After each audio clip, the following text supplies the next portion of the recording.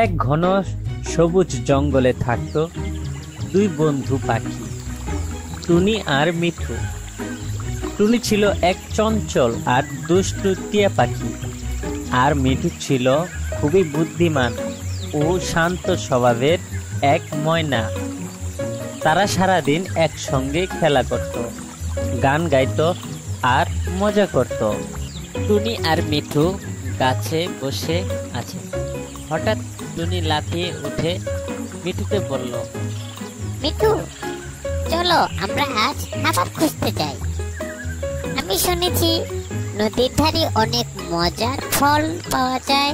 তখন মিঠু বলল, দারুণ, কিন্তু আমাদের সতর্ক থাকতে হবে, কারণ কিছু শিকারী পশু ওখানে উৎপেতে থাকতে পারে। টুনি আর মিঠু ফল খুঁজতে যায়। টুনি খুব বেশি লোভ করে ফেলে। তখন টুনি বলল, বাহ, এত সুন্দর ফল, আমি সব নিয়ে যাচ্ছি।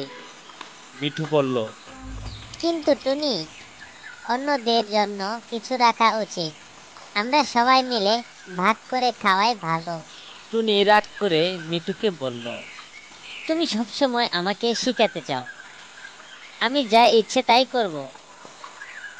তারপর টুনি একা একা উড়ে চলে গেল। মিঠু অনেক কষ্ট পেল, সে অনেক দুঃখী হয়ে যায়। টুনি ফল নিয়ে উড়ে যেতে থাকে, কিন্তু হঠাৎ এক শিকারী বিড়াল তাকে ধরে ফেলে। তখন বিড়াল বলে, একা পাখি, তুমি আজ আমার রাতের খাবার হবে। তখন টুনি ভীতু হয়ে বলে, ওহ না, মিঠু, আমাকে সাহায্য করো।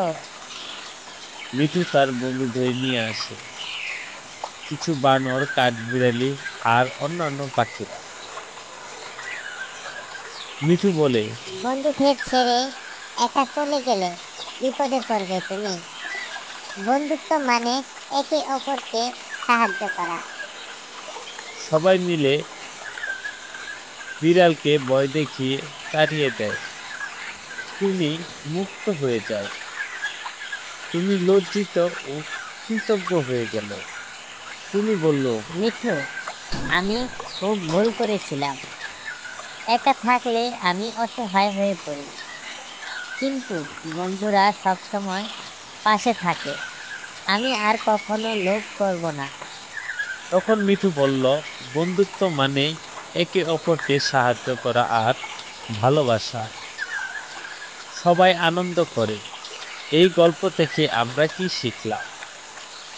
বন্ধুত্বের আসল মানে হলো একে অপরকে সাহায্য করা, ভালোবাসা ও যত্ন নেওয়া। বন্ধুরা কখনো লোভ করে একা হয়ে যায় না, বরং তারা একসঙ্গে থাকলে সব সমস্যা মোকাবিলা করতে পারে।